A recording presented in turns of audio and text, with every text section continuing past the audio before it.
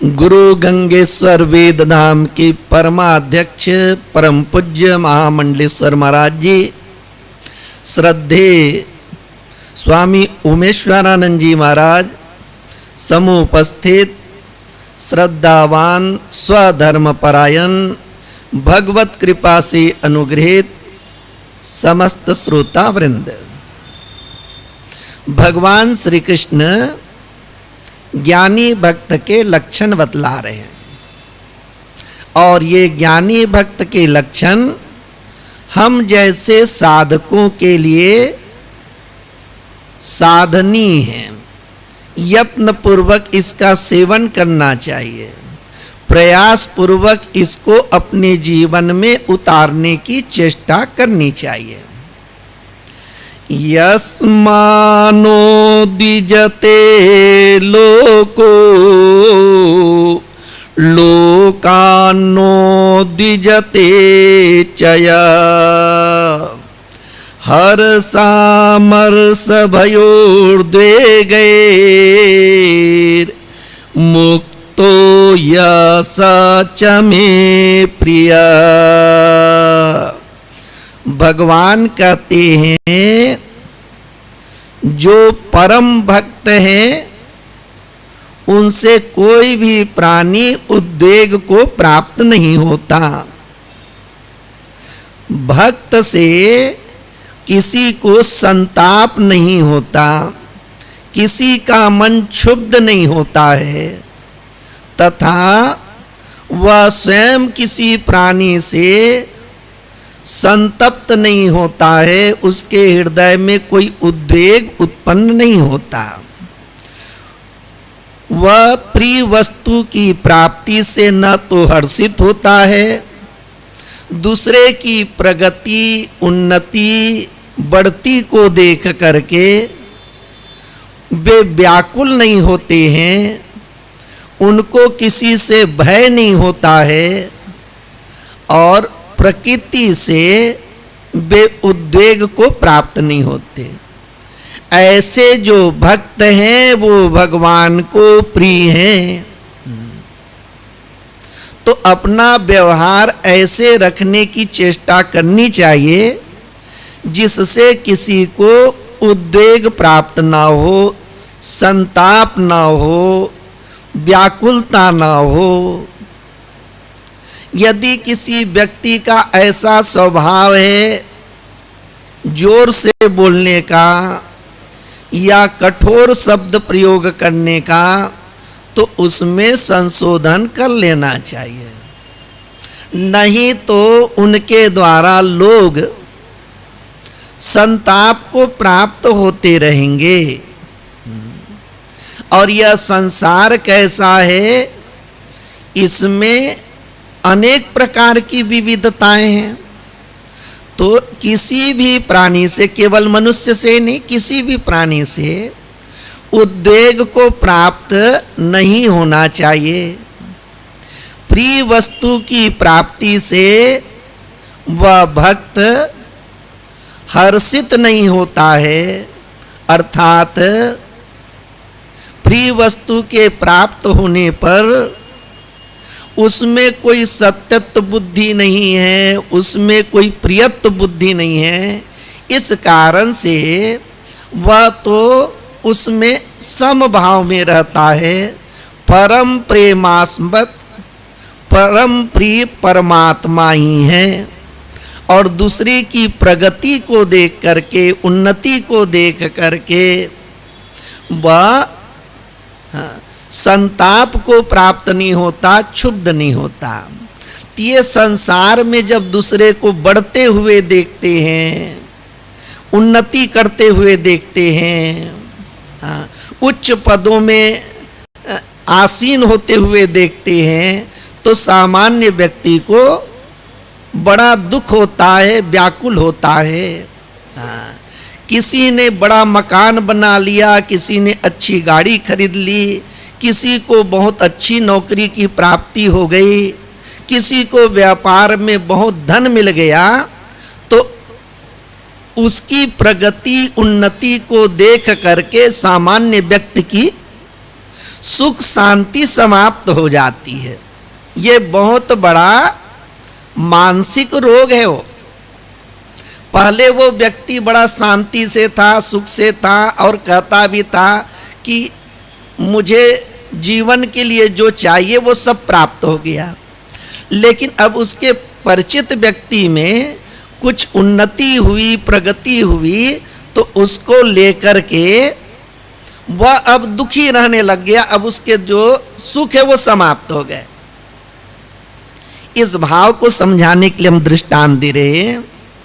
जैसे एक संत के 4 शिष्य हैं, चारों काशी में गए पढ़ने, चारों में बड़ा स्नेह था, एक ही गुरु के शिष्य थे, चारों प्रतिभाशाली भी थे। जब पढ़ाई पूर्ण हुई तो एक संत जो हैं वो मंडलेश्वर बन गए, दूसरे जो हैं वो प्रबंधक बन गए अर्थात महंत बन गए, तीसरे थे वो प्रवचन करता हो गए। वो तीनों का समाज में बड़ा सम्मान है, आदर है। मंडलेश्वर बने उनका भी, महंत बन गए उनका भी, जो प्रवचन करते हैं उनको भी यश प्राप्त होता है, धन भी प्राप्त होता है। चौथा जो संत थे वो कुछ नहीं बने, न मंडलेश्वर बने, न महंत बने, न प्रवचन करता बने। उनका समाज में कोई अस्तित्व नहीं है, उनके पास धन भी नहीं है। अब वो अपने आप में शास्त्र को लेकर के उनको किसी भी प्रकार से कमी महसूस नहीं होती है। लेकिन अब उनके 3 जो गुरु भाई हैं उनको देख करके, उनके बारे में स्मरण करके वह संतप्त होता है, क्षुब्ध होता है, दुखी होता है। तो ये एक ऐसा मानसिक रोग है, ये निरर्थक है। वो जीवन निर्वाह के लिए किसी भी प्रकार की चीज की कमी नहीं है, लेकिन जब वो संसार को देखता है, अपनों को देखता है, परायों को देखता है, तो वह व्यक्ति बड़ा दुखी हो जाता है। वो तो ऐसे जो दुखी होना है वह बिल्कुल कहना चाहिए निरर्थक है, वो फालतू है। वो और ये संसार में ये रोग फैला हुआ है। वो जब भी कोई व्यक्ति आगे बढ़ता है तब क्या लगता है कि हम पीछे रह गए, हमसे कोई आगे बढ़ गया। और ये जो भावना है फिर उसके हृदय में रजोगुण को उत्पन्न करता है। जो चुप बैठा था, शांति से था, अब वो प्रयास करने लगेगा। वो अब उसका जो गुरु भाई है वो भी सोचेगा कि मैं भी प्रवचन करता बनूं, कहीं मैं भी महंत बन जाऊं, कोई मुझको मंडलेश्वर बना दे। तो ये जो अमरस के जो भाव हैं, दूसरे की प्रगति, उन्नति, बढ़ती को देख करके जो व्याकुलता है, दुखी होना है, वो निरर्थक है। वो व्यक्ति को अपने बारे में सोचना चाहिए कि मुझे जो चाहिए वो तो मुझे मिला हुआ है। अब चाहे कोई लखपति बने, करोड़पति बने, अरबपति बने, हमको क्या करना है। लेकिन हाँ, लोग इसी कारण से दुखी होते हैं। हाँ, जैसे किसी खिलाड़ी ने सुना कि उन्होंने अमुक खिलाड़ी का जो है रिकॉर्ड तोड़ दिए, बस फिर उसके बाद में जो कुछ भी उन्होंने जीवन में जितना अच्छा खेला था, खेल का प्रदर्शन किया था, अब वो रिकॉर्ड टूटने के बाद में वो दुखी रहने लग गया। तो ये भक्त में इस प्रकार की बात नहीं होती है। और जिसको शांति से रहना है उनको दूसरे की प्रगति से बेचैन होना नहीं चाहिए। अब ये संत लोग कैसे होते हैं? प्राचीन समय में शास्त्रार्थ होता था, तो एक संत जो है शास्त्रार्थ करने आए। चैतन्य महाप्रभु के परंपरा के एक बहुत बड़े संत थे उसके पास।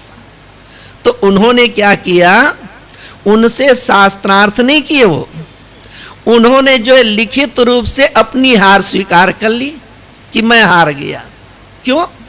यदि शास्त्रार्थ करते तो फिर इस प्रकार की भावना है ना कि फिर उसको हराना है, अपने आप को उससे श्रेष्ठ प्रदर्शित करना है, और सब में वही परमात्मा है, वह व्यक्ति कोई दूसरा नहीं है। तो उन्होंने लिखित रूप से बिना शास्त्रार्थ किए अपना हार स्वीकार कर लिए और उसको प्रसन्नता दे दिए। तो ये जो भक्त हैं वे किसी दूसरे की प्रगति से, उन्नति से और बढ़ती को देख करके इसमें असहनशीलता नहीं होती, वे प्रसन्न होते हैं। हाँ, और दूसरी बात कहें कि जब परमात्मा का ज्ञान हो गया तो सारी दुनिया कैसी है उसकी लीला है।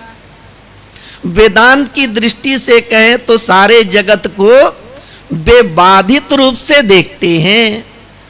जैसे रस्सी के ज्ञान हो जाने पर जो पहले उसमें सर्प की प्रतीति हो रही थी, किसी को माला की प्रतीति हो रही थी, वो सब मिथ्या है। उसी प्रकार से भक्त के हृदय में न जो है हर्ष का भाव उत्पन्न होता है, न अपकर्ष का भाव उत्पन्न होता है।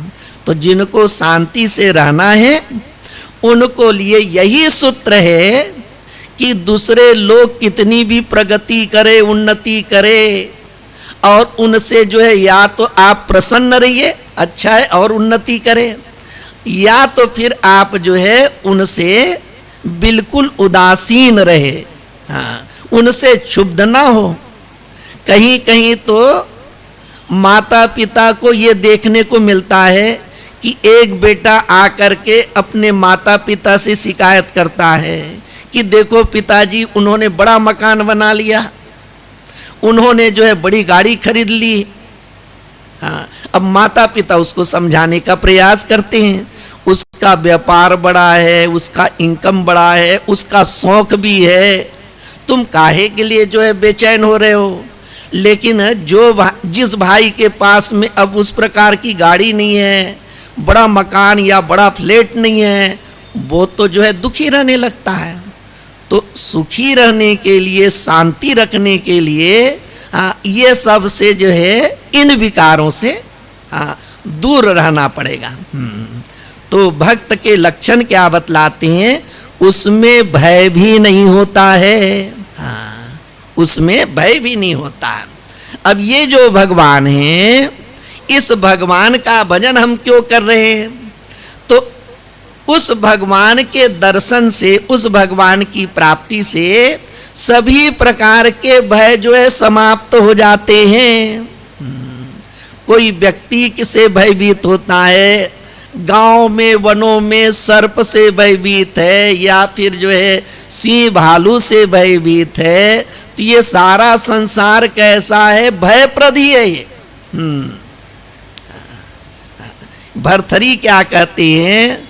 सर्वं वस्तु भयान्वितं भुवि वैराग्यमेवा भयम्। सारा संसार जो है वो भय से युक्त है। किसी भी प्रकार की चीज का आप सेवन करते हैं, कुछ समय के बाद में आने लगता है कि ये बहुत हानिकारक है। जिन दवाइयों को हम जो है खाते हैं, उसी दवाई के बारे में बाद में बतलाएंगे कि इसका तो बड़ा साइड इफेक्ट है। तो इस प्रकार से सारा जगत कैसा है? वो भयप्रद है वो। और कोई कोई व्यक्ति ऐसे भी होते हैं जिनको अपने आत्मीय व्यक्ति से ही जो है भय लगता है, वो अपने परिवार के लोगों से भय लगता है। तो ये सारा संसार कैसा है? वो भय से युक्त है। अब व्यक्ति की मांग क्या है कि मेरे जीवन में भय समाप्त हो जाए। तो भर्तृहरि क्या कहते हैं? जब आपको वैराग्य हो जाएगा तब फिर जो है आप भय से मुक्त हो जाएंगे। जो जो चीजें हैं उन सब से आपको वैराग्य हो गया। अब वैराग्य में शरीर से ही वैराग्य हो गया, तब आप जो है शरीर को लेकर के चिंतित नहीं होंगे। नहीं तो घर घर में जो है हाँ वो वजन नापने की मशीन है, हर 2-2 दिन 4-4 दिन में जो है अपना वजन देखते रहते हैं कि बढ़ तो नहीं रहा है करके। तो इस प्रकार से शरीर को लेकर के ही व्यक्ति जो है भयभीत हो रहा है। वो तो भयप्रद है ही, वो हाँ भयप्रद है ही शरीर। तो जिसको जितना ज्यादा अपने शरीर में अहमता और ममता है, उसको अपने शरीर से ही भय होगा। न जाने कब कौन सा रोग हो जाएगा। हाँ, जब जो कोरोना हुआ था तो एक महात्मा मेरे बार बार फोन करने लगे। मैं कहीं व्यस्त था, फिर मैंने उठाया तो उन्होंने बोला कि आपके अकाउंट में ना मैंने इतने 1000 रुपए डाल दिए हैं। मैंने बोला भाई क्यों डाल दिए? मेरे को कोरोना हो गया, ना जाने मेरे जो है कब जो है मृत्यु हो जाएगी। उसके बाद में उसका जो है रोग ठीक हो गया। फिर उसके बाद उन्होंने फोन किया, जो मैंने पैसा भेजा था ना उस पैसे को मेरे को भेज दीजिए, मेरे को जरूरत है। फिर मैंने उसको जो है वो पैसा भेज दिया। तो ऐसा एक जब ऐसे संसार में कोई जो महामारी आती है हाँ, तो हर व्यक्ति भयभीत है। अब हर व्यक्ति भयभीत होता है। तो ये शरीर को लेकर के ही तो भय है ना। और चाहे कितना भी धनी व्यक्ति हो, कितनी भी ज्यादा सुविधा हो, कितना भी बड़ा डॉक्टर हो, वो इस शरीर को निरोग और जो है मृत्यु से बचा निरोग नहीं रख सकता है, न ही मृत्यु से बचा सकता है। तो जब वैराग्य हो जाएगा तब ये जो निरर्थक जो भय है वो समाप्त हो जाएंगे। अब ये वैराग्य है वो तो परमात्मा को प्राप्त करने का साधन है। हाँ, तो उपनिषद में क्या कहते हैं? आनंदम ब्रह्मणो विद्वान न बिभेति कुतश्चन।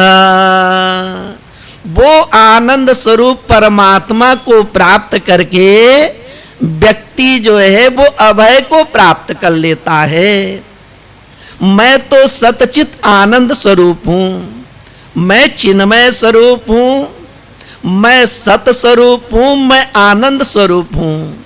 न कभी मेरी मृत्यु होने वाली है, न मुझ में किसी भी प्रकार का अज्ञान है, न ही मुझ में किसी भी प्रकार का दुख है। ऐसे अपने आत्म स्वरूप को जान करके मैं सन मात्र हूँ, चिन्ह मात्र हूँ, आनंद मात्र हूँ, ऐसा बोध हो जाने के बाद वह सब प्रकार के जो है भय से मुक्त हो जाता है। हाँ, गीता के जो है 16वें अध्याय में क्या बतलाते हैं? अभयम सत्व संशुद्धि। दैवी संपदा में प्रथम लक्षण बतलाते हैं कि अभय है। हाँ, और जिसको भय होगा ना वह फिर सामान्य कार्य भी ठीक ढंग से नहीं कर सकता है। इस कारण से अपने आत्म स्वरूप का चिंतन अथवा परमात्मा के प्रति दृढ़ विश्वास होते जाता है तो हमारे जीवन में फिर जो है भय जो है छीन होते चले जाते हैं। अच्छा, जैसे ही राजा परीक्षित को समाचार मिला तक्षक सर्प के डसने से 7वें दिन मेरी मृत्यु हो जाएगी, और उस शाप को सुन करके राजा परीक्षित फिर गंगा के तट में चले गए और जो है सुखदेव जी के द्वारा जो है श्रीमद् भागवत की कथा का श्रवण करने लगे। और श्रवण करते करते उसको क्या बोध हो गया? उनको बोध हुआ अहम ब्रह्म परम धाम। हाँ, मैं ही परम ब्रह्म हूँ, मैं ही परम धाम हूँ। जिस परमात्मा के संबंध में सुखदेव जी के द्वारा उन्होंने सुना, वो परमात्मा कोई जो है अपने से भिन्न नहीं, वो तो अपना आत्म स्वरूप ही है। हाँ, भगवान श्री रामचंद्र जी के भक्तों में विभीषण, ये एक विभीषण है, दूसरे जो है सुग्रीव हैं। सब में अलग अलग जो है कुछ विलक्षणता है। हाँ, ऐसे विभीषण भी हैं, वो भी अर्थार्थी भक्त हैं, सुग्रीव भी अर्थार्थी भक्त हैं। सुग्रीव के चरित्र को देखेंगे तो उसमें कुछ कमियां भी दिखाई देती हैं। हाँ, सबसे बड़ी कमी क्या है, तो उनको अपने भाई से ही भय है। न जाने कब जो है बाली आएगा और मुझे मार डालेगा। रामचरितमानस को पढ़ेंगे तो कैसे जो है वहां पर बड़ा आश्चर्य लगता है। जिस राम के दर्शन के लिए योगी लोग निरंतर साधना में रत रहते हैं, वही राम और लक्ष्मण जब पास में आए, सुग्रीव ने देखा तो जैसी दृष्टि होती है वैसी व्यक्ति कल्पना कर लेता है। सुग्रीव ने हनुमान जी से कहा कि ये जो दो आए हुए हैं इनके बारे में पता करो, क्या पता ये बाली के आदमी होंगे, मुझको मारने के लिए आए होंगे।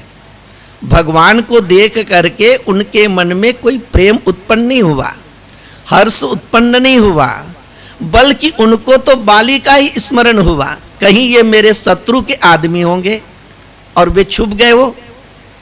लेकिन सुग्रीव में किसी भी प्रकार की कमी हो, लेकिन उसकी समझ इतनी है कि बाली से बचने के लिए उन्होंने ऋष्यमुख पर्वत का आश्रय ले लिए हैं, और उनको इतना समझ है कि बाली को शाप मिला है, इस कारण से वो यहाँ नहीं आएंगे और मुझको यहाँ किसी भी प्रकार से बाली के द्वारा मरने का भय नहीं है। संत लोग ये कहते हैं ये सत्संग ही एक ऐसा है जिस सत्संग के द्वारा आपको जो है अभय की प्राप्ति होती है। तो या तो आप आत्मचिंतन करके अभय को प्राप्त कर सकते हैं, अथवा जो है भगवान के प्रति भक्ति करके, ये जो संसार है वो कैसा है, परीक्षित को तो तक्षक सर्प से डर था, और हम लोगों को काल रूपी मृत्यु से जो है सारा संसार ग्रसित है। उस काल रूपी सर्प से बचने के लिए ये सत्संग ही है जो आपको जो है उससे मुक्ति प्रदान कर सकता है। हाँ, अब क्या कहते हैं, हाँ, उद्वेग। तो ये उद्वेग का तात्पर्य करते हैं, हाँ, कभी गर्मी, कभी वर्षा और कभी ठंड, इनसे जो है प्राणी उद्वेग को प्राप्त होते रहते हैं। तो थोड़ा बहुत उद्वेग प्राप्त कर लेना कोई बात नहीं है, लेकिन बहुत ज़्यादा बेचैन होना, बहुत ज़्यादा व्याकुल होना वह ठीक नहीं है। भक्त कैसे होता है, ना तो वह चेतन से उद्वेग को प्राप्त करता है, पहले जो आया कि वह किसी प्राणी से उद्वेग को प्राप्त नहीं होता, उसी प्रकार से यहाँ क्या कहते हैं कि वह जड़ से अर्थात प्रकृति से भी उद्वेग को प्राप्त नहीं होता है। वर्षा है, गर्मी है, ठंड है, बाढ़ है, तूफान है, आंधी है, ये सब आते रहेंगे, इनसे वह उद्वेग को प्राप्त नहीं करता है। तो जो परम ज्ञानी है, परम भक्त है, जो परम ज्ञानी है वो परम भक्त भी है, और जो परम भक्त है वो परम ज्ञानी है। तो इनकी दो अवस्थाएं होती है। एक तो समाधि की अवस्था है, जब वो समाधि में है तब उसमें किंचित मात्र जो है अहंकार नहीं है, अहंकार से रहित है।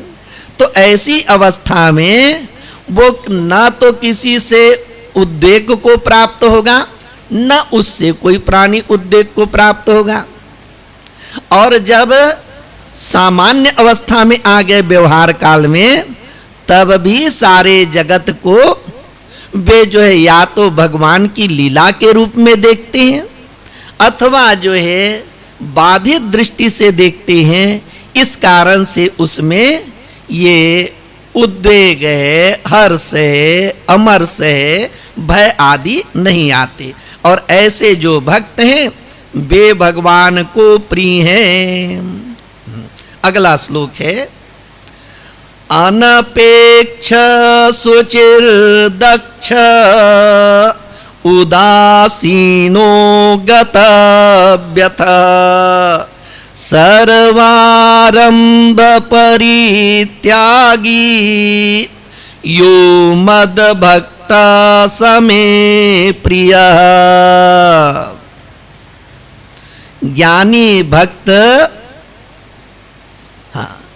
में अनपेक्षा होती है, वह किसी से अपेक्षा नहीं रखता है। पवित्र दक्ष होते हैं, उदासीन, और मैंने ये कर्म नहीं कर पाया और ये कर्म नहीं करना चाहिए उसको मैंने कर डाला, इस प्रकार की व्यथा नहीं रहती है। और काम्य कर्मों का वो त्याग कर देती हैं। ऐसे भक्त मुझको प्रिय हैं कहते हैं। तो ये अपेक्षा है ना, संसार में अपेक्षा। हाँ, संसार में अपेक्षा, देवी देवताओं से अपेक्षा, गुरु से अपेक्षा, शिष्य से अपेक्षा तथा भगवान से अपेक्षा, तो दुख के जो है ये कारण बन जाते हैं। अपेक्षा रखना कैसा है, ये बड़े दुख के कारण बनते हैं। अच्छा, भजन कैसे करना चाहिए, तो यहाँ तो बतला रहे भजन भी कैसा है, निष्काम भजन है। हाँ, और सकाम भजन को तो भक्त लोग, सकाम भजन तो भक्त लोग करते नहीं हैं। या कहना चाहिए जो सकाम भजन है करने वाले को भक्त कहे भी नहीं जाते। निरंतर भजन चल रहा है, कभी मन में कभी कुछ भाव आ गए और फिर भगवान से प्रार्थना करने लगे, वो अलग बात है। लेकिन हाँ, मेरे जीवन में ये प्राप्त हो जाए, वो प्राप्त हो जाए, और उसके लिए आराधना शुरू किए, अब पूर्ण हुआ तब भी छोड़ दिए भजन, और नहीं हुआ तब भी छोड़ दिए, तो उसको भक्त नहीं कहा जाता है, उसको भक्त नहीं कहा जाता है। तो क्या कहते हैं कि वह अनपेक्षा होता है, उसमें किसी के प्रति जो है अपेक्षा की भावना नहीं रहती है।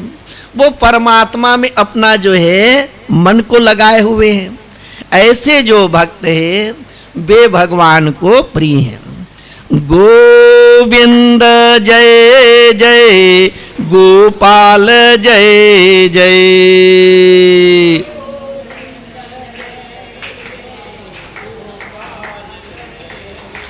गोविंद जय जय गोपाल जय जय,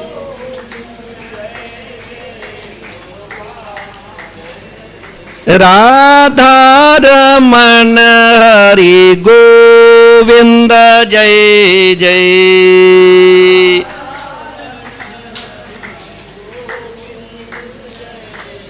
राधा रमण हरि गोविंद जय जय,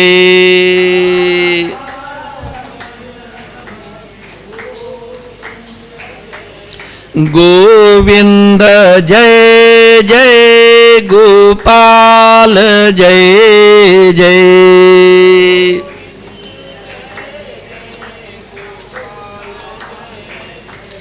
गोविंद जय जय गोपाल जय जय,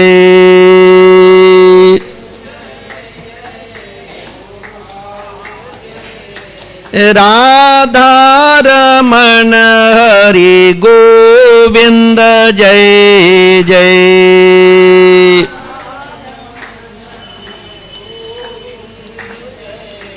राधा रमण हरि गोविंद जय जय,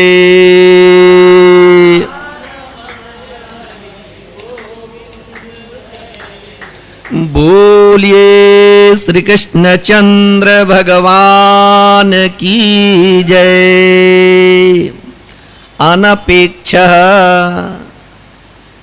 वो सर्वथा आकांक्षा से रहित है, वे किसी से कोई अपेक्षा नहीं रखते हैं, और जो निरपेक्ष रहते हैं उसी को ही उत्तम मुक्ति कहा जाता है।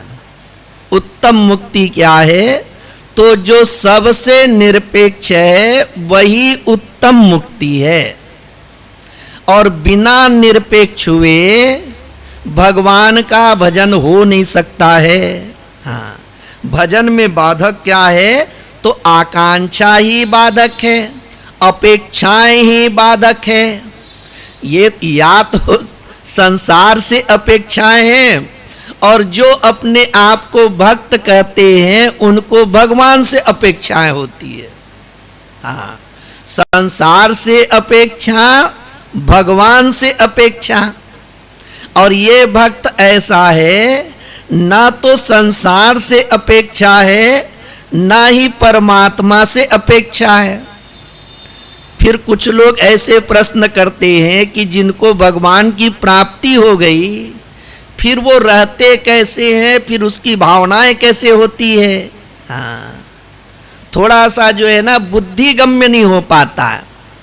अब इसको बुद्धि गम्य करने के लिए, कोई बात बहुत अच्छी हो लेकिन हमको बात समझ में नहीं आए तो उसको धारण कैसे करेंगे? हाँ, हम लोगों के मन में तो अनेक प्रकार की इच्छाएं हैं, और संसारिक इच्छाओं को छोड़ दिए तो परमात्मा के दर्शन की अभिलाषा है। अब ये भक्त ऐसा है कि जिसको भगवान के दर्शन प्राप्त हो गए, तो फिर ये कैसे होते होंगे? इस प्रकार के प्रश्न भी आते हैं। हाँ, गोस्वामी तुलसीदास जी कैसे प्रार्थना करते हैं? नान्या स्पृहा रघुपते हृदये स्मदीये सत्यं वदामि च भवान् अखिलान्तरात्मा भक्तिं प्रयच्छ रघुपुंगव निर्भरा मे कामादिदोषरहितं कुरु मानसं च। गोस्वामी तुलसीदास जी कैसे भगवान से प्रार्थना करते हैं कि मैं सत्य कहता हूं कि मेरे हृदय में किसी भी प्रकार की कोई कामना नहीं है। जब व्यक्ति जो है परमात्मा को प्राप्त कर लेता है, हाँ, तब वो क्या हो जाता है? वो निष्काम हो गए। हाँ, और गोस्वामी तुलसीदास जी क्या कहते हैं? आप तो सबके हृदय में रहते, इस कारण से आप भली भांति जानते भी हैं। दुनिया के लोग भले कह दें मंदिर में आकर के, भगवान के पास आकर के कि प्रभु अब मेरी कोई अभिलाषा नहीं है, अब प्रभु कृपा करहूं एही भांति सब तजी करहूं भजन दिन राती। हाँ, सामान्य भक्त लोग भी भगवान से जो है प्रार्थना करते कि आप अब ऐसी कृपा करिए कि सब कुछ छोड़ छाड़ के आपका भजन करूं। लेकिन कुछ समय के बाद में सब जो है अपने अपने कर्मों में अति व्यस्त हो जाते हैं, थोड़ा बहुत नहीं, अति व्यस्त हो जाते हैं। तो गोस्वामी तुलसीदास जी क्या करें? मेरे हृदय में कोई कामना नहीं है, और आप अंतर्यामी हैं, आप भली भांति जानते भी हैं, मैं असत्य नहीं बोल रहा हूं। हाँ, मैं असत्य भी नहीं बोल रहा हूं और आप जानते भी हैं। फिर गोस्वामी तुलसीदास जी की अभिलाषा क्या है कि आप जो है मुझको भक्ति प्रदान करें। जहां जहां आप जो है भक्त और भगवान का संवाद सुनेंगे, पढ़ेंगे, वहां पे भक्त लोग भगवान से क्या प्रार्थना करते हैं कि मुझको निर्भरा भक्ति की प्राप्ति हो, मुझको जो है अनन्य भक्ति की प्राप्ति हो। तो ये जो भक्त हैं उनमें अन्य प्रकार की अपेक्षाएं नहीं होती है। वे भगवान से क्या अपेक्षा रखते हैं? भक्ति तो प्राप्त ही है, लेकिन वे भगवान से प्रार्थना करते हैं कि इसी प्रकार से अनन्य भक्ति मेरे में आपके प्रति जो है बना रहे।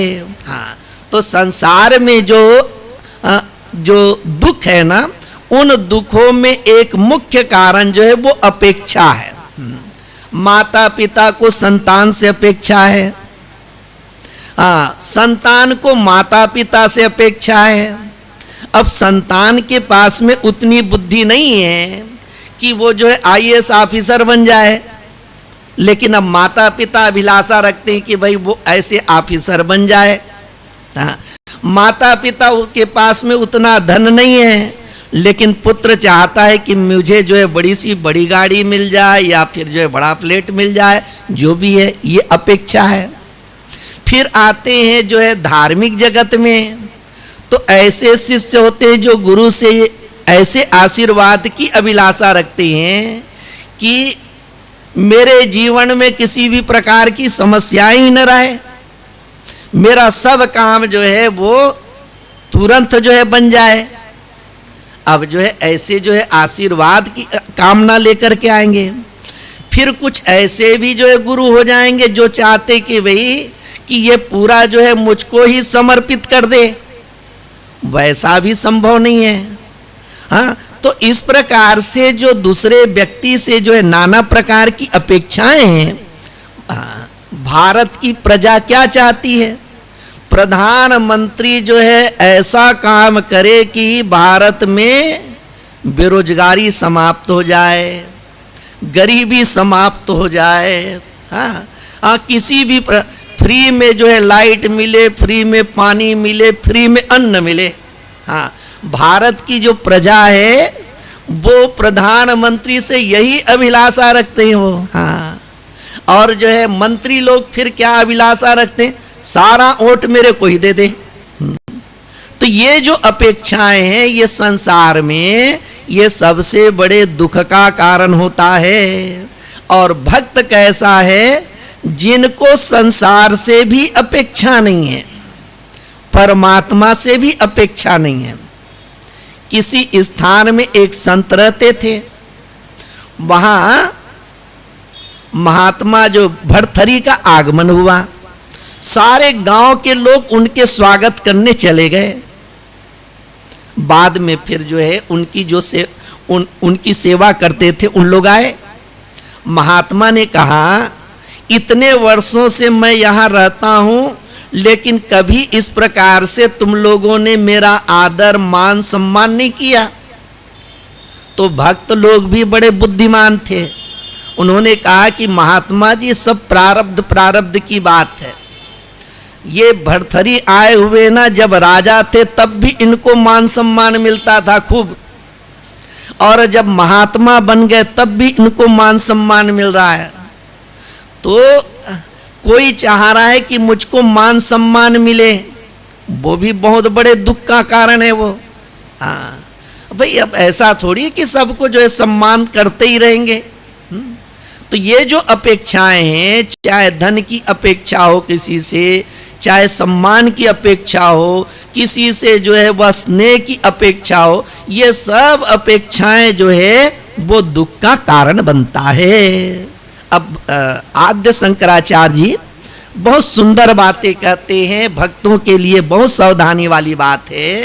कहते हैं कि उनको परमात्मा का जो है भजन तो करना चाहिए, उनको अपने सारे कर्म भगवत प्रीत्यर्थ करना चाहिए, लेकिन भगवान से किसी भी प्रकार की अभिलाषा नहीं रखनी चाहिए। गीता के दूसरे अध्याय का 48वां श्लोक है, योगस्थ कुरु कर्माणि संगम त्यक्त्वा धनंजय। योगस्थ होकर के सर्व कर्मों को करना चाहिए।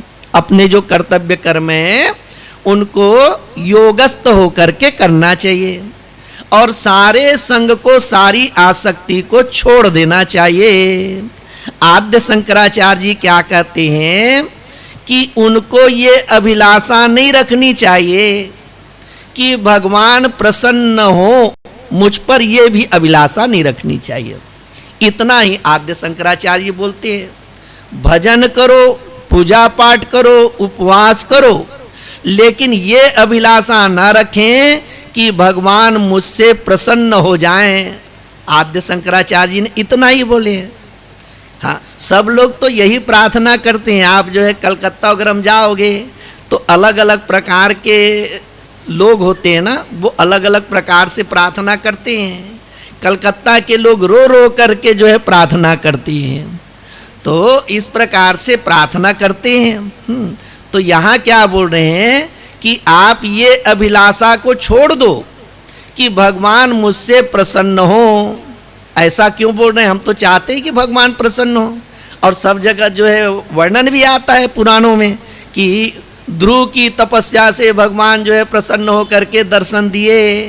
हाँ, ये सब बातें आती है, लेकिन आद्य शंकराचार्य जी सिर्फ इतना क्यों कहते हैं? प्रसन्न होने के बाद में आप जो है भक्ति वगैरह नहीं मांगेंगे। ऐसे अनेक कथाएं हैं जिसमें बड़े बड़े भक्त लोग भगवान से पुत्र मांगे हैं। हाँ, क्यों आप चाह रहे हैं कि भगवान प्रसन्न हो? प्रसन्न हो करके मुझको जो है सांसारिक वस्तु प्रदान करेंगे, कुछ करेंगे, वो कामना है उसमें।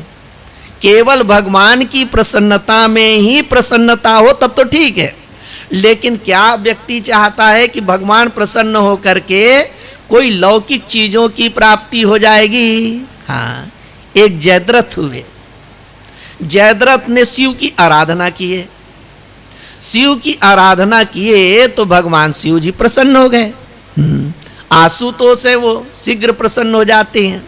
भगवान शिव ने कहा कि वरदान मांग लो, तो जयद्रथ ने कहा कि मुझे एक ही वरदान चाहिए कि मैं 5 पांडव को समाप्त कर सकूं। भगवान शिव बोले कि ये वरदान तो तुमको नहीं मिल सकता है। बोले तुमको ये वरदान मैं दे नहीं सकता कि तुम जो है 5 पांडवों को समाप्त कर दो।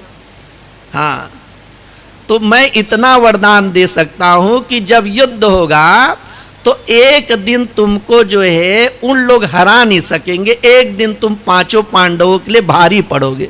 बस इतना ही वरदान मिला उनको। तो ये जो भगवान से जो की प्रार्थना करते हैं, आराधना करते हैं, और इस प्रकार की प्रार्थना करते हैं कि भगवान मुझसे प्रसन्न हो, तो ये प्रार्थना में कहीं वो कामना छुपी हुई है कि भगवान प्रसन्न हो करके कोई इहलौकिक पारलौकिक चीजें हमको प्रदान करेंगे। तो आद्य शंकराचार्य जी जो है सचेत करते हैं कि इस प्रकार की अभिलाषा ना रखो, अपना भगवत प्रीत्यर्थ कर्म करते रहिए। हाँ, अब अनपेक्षा ना, तो वे किसी भी प्रकार की अपेक्षा नहीं रखते। भगवान का भक्ति है ही अमृत स्वरूप। हाँ, भक्ति कैसे है? वो रसात्मक है, वो रस स्वरूप है, वो अमृत को प्रदान करने वाला है। इस कारण से न संसार से कोई अपेक्षा, न ही परमात्मा से कोई अपेक्षा। वे अपने भजन में वो तन्मय रहते हैं। हाँ, दूसरी बात कहते हैं शुचि अर्थात पवित्रता। तो ये जो भक्त लोग होते हैं ये स्वच्छता प्रिय नहीं होते, पवित्रता प्रिय होती हैं। स्वच्छता कहते हैं जैसे जो है किसी स्थान को अपना जो है हमने सफाई किया, उसको बोलेंगे स्वच्छता। और जो है गंगा में स्नान किए, चाहे गंगा का जल मटमैला ही हो, लेकिन उसको क्या बोलते हैं? उसको कहते हैं पवित्रता। तो 2 प्रकार की पवित्रता होती है, एक बाह्य पवित्रता है और दूसरा जो है वो आंतरिक पवित्रता है। तो साधक को अब बाह्य पवित्रता का भी ख्याल रखना चाहिए, आंतरिक पवित्रता का भी ख्याल रखना चाहिए। जब जो है पवित्रता का पालन करते हैं तो हमारे भीतर एक ऐसा भाव बन जाता है कि अपने शरीर के प्रति ही जो है कोई विशेष जो है रुचि नहीं रह जाती है। हाँ, ये जो शरीर है ना, शरीर और आत्मा थोड़ा विचार तो करना ही पड़ता है कि ये शरीर कैसा है, पंचभौतिक है। तो जब पवित्रता का पालन करते हैं तो इस शरीर से ही अरुचि हो जाती है। हाँ, पतंजलि क्या कहते हैं? शौचा स्वांग जुगुप्सा परैर संसर्ग। निरंतर जो है पवित्रता का पालन करने से अपने देह में ही अरुचि हो जाती है।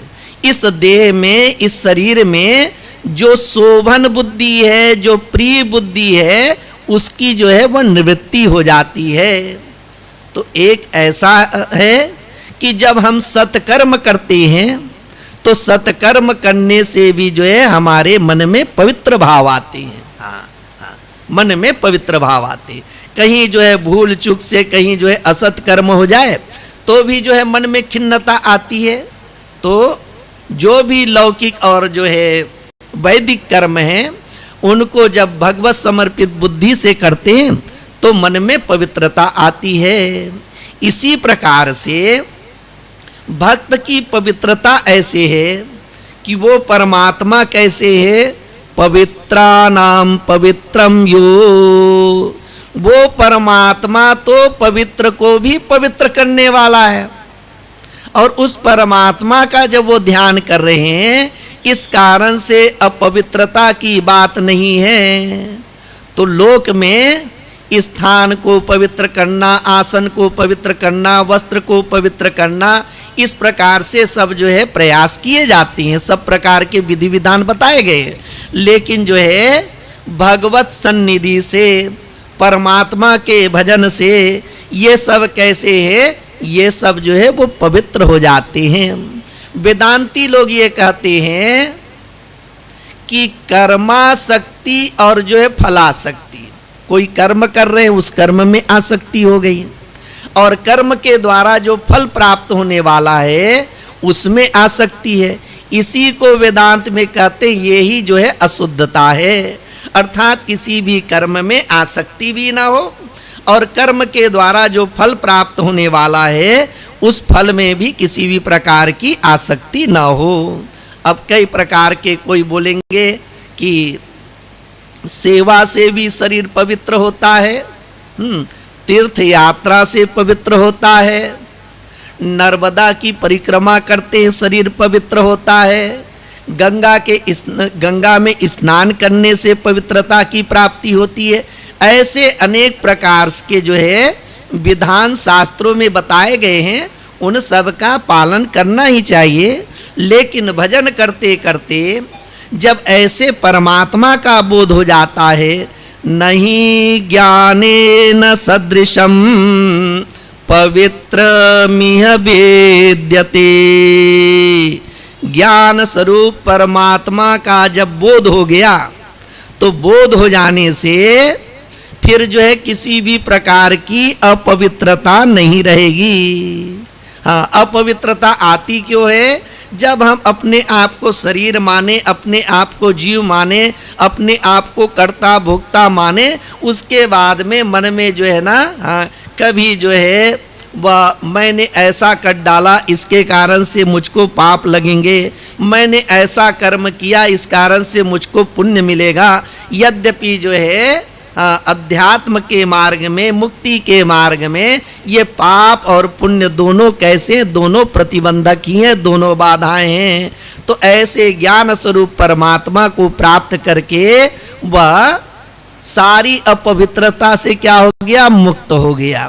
और अन्य जो पवित्र करने के जो साधन हैं वो कैसे हैं, कुछ समय के लिए जो है पवित्रता का भाव आता है।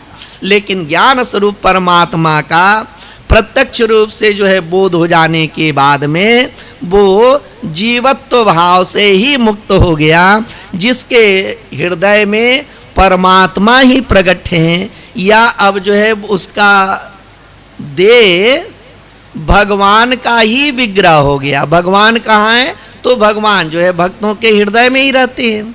तो उसी का जो है ऐसे बड़े महापुरुष जो होते हैं ना, जैसे व्यास जी हैं, नारद जी हैं, इन लोगों की उपासना कैसे करते हैं? जिस प्रकार से भगवान की उपासना करते हैं उसी प्रकार से जो है भक्तों की उपासना करते हैं। वो प्रत्यक्ष रूप से परमात्मा भक्त के रूप में हमारे सामने आए हुए हैं। तो ऐसे जो भक्त हैं वो बाहर से भी पवित्र होते हैं, अंदर से भी पवित्र होते हैं और सब प्रकार की अपेक्षाओं से रहित है, उसमें कोई कामना नहीं होती है।